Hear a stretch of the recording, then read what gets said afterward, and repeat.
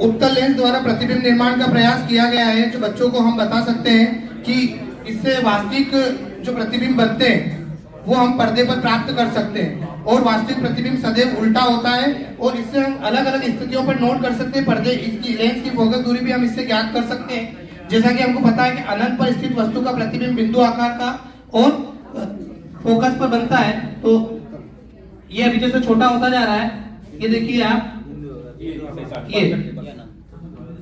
ये बिल्कुल बिंदु, ये वहां पर लेंस और उस पर्दे के बीच की जो दूरी है जहाँ प्रतिबिंब बन रहा है वो लगभग फोकस दूरी हमने इसकी प्राप्त कर ली है।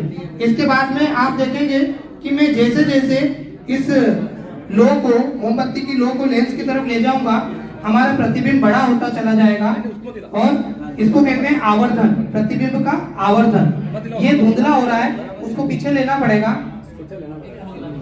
प्रतिबिंब का आवर्धन। ये बता रहा है कि जब बीम बोर्ड लेंस के बीच की डिस्टेंस घट रही है, जिसको हम बिंब दूरी कहते हैं, ये डिस्टेंस कम हो रही है, उधर प्रतिबिंब दूरी बढ़ रही है और आकार भी बढ़ रहा है। आप पीछे लेते जाइए, आप जितना मैं आगे आ रहा हूँ उतना आप पीछे जाइए। नहीं, अपने पास इसको हिलाने का नहीं है, इसलिए तो मैं चाहूंगा ये आप वो पीछे लीजिए और पीछे लीजिए।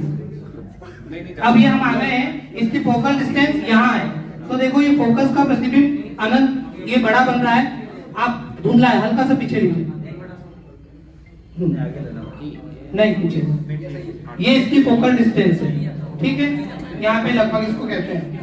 अभी अनंत पर, अब इसके बाद में जैसे जैसे मैं और आगे जाऊंगा, ये लगभग पतला है, इसलिए लगभग 30 सेंटीमीटर फोकस दूरी का है, देखते ही महसूस हो रहा है। अब ये देखो प्रतिबिंब सीधा हो गया, पर्दे पर प्राप्त नहीं हो रहा है, ये प्रतिबिंब इस ओर बन रहा है। आगे आते आते हम इसके जो F1 पॉइंट है, फोकल पॉइंट से अंदर चले गए और यहाँ लेंस का जो केंद्रीय बिंदु होता है उसको बोलते हैं प्रकाशिक केंद्र। ये डिस्टेंस इन दोनों के बीच की जब कम हो जाती है तो प्रतिबिंब आभासी और सीधा हो जाता है और ऑटोमेटिकली वो इस साइड आ जाता है। उसको अपन डायग्राम से समझ भी सकते हैं। That's it. थैंक यू, बहुत बहुत धन्यवाद सर।